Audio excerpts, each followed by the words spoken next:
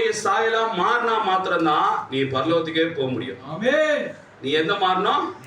நீ தேவன் எனக்குள்ளகிறாரு, அதெல்லாம் பழைய உபதேசம். கிறிஸ்து எனக்குள்ளகிறாரு, அதெல்லாம் பழைய உபதேசம்.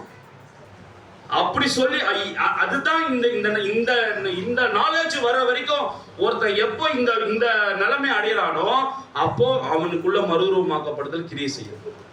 அப்ப நான் தான் யாருன்றது எப்போ ஒரு மனிதன் அறிஞ்சு கொள்றானோ அப்பதான் அவன் சரியானபடி அவன் ராப்சர்ல போவான். அவன் சரீரம் மறுரூபமாகும். இனி நீ சொல்ற உபதேசம் எல்லாரும் சொல்லுவாங்க, தேவன் எனக்குள்ளகிறாருன்னு. ஆனா நீ தான் தேவன் சொல்றத இந்த செய்திய சொல்ல முடியுமா யாராவது?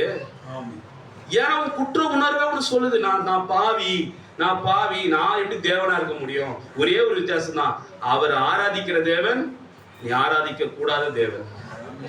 அவர் தொழுது கொள்ளுகிற தேவன், உன்னை தொழுது கொள்ளக்கூடாது